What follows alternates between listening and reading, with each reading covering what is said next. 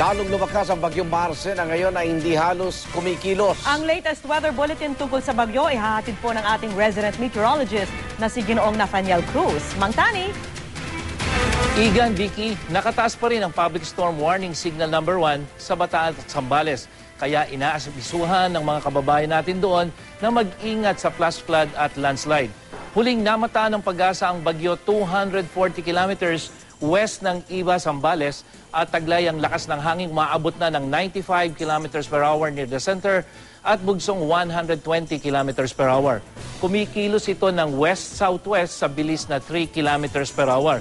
At dahil mabagal ang pagkilos nito, inaasahan natin na mas maraming ulan ang posibleng dalhin nito, lalong-lalo na dito sa may western section, kaya po lalong tataas yung posibilidad ng pagbaha. Bukas ng gabi, inaasahang nasa layong 370 kilometers west ng Iba, Zambales ang sentro ng bagyo. Base sa datos mula sa Weather Central, habang nasa loob ng Philippine Area of Responsibility ay posible pang lumakas at maging typhoon ng bagyo. Biyernes ng umaga ito, inaasahang lalabas ng PAR. Pinag-iigting din ito ang hanging habagat na magdadala rin ng ulan. Kaya bukas, asahan pa rin uulan sa Metro Manila at sa Central at Southern Luzon.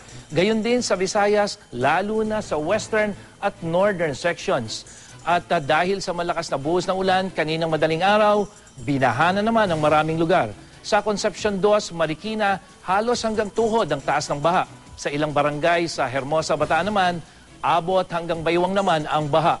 At sa Talisay City, dyan sa Cebu, nagka-landslide dahil sa malakas na buhos ng ulan. At para sa karagdagang detalye tungkol sa ulat panahon, pumunta lang sa GMA News weather page. Ako si Nathaniel Cruz para sa I Am Ready, serbisyong totoo ng GMA News. Maraming salamat, Ginoong Nathaniel Cruz, ang ating resident meteorologist.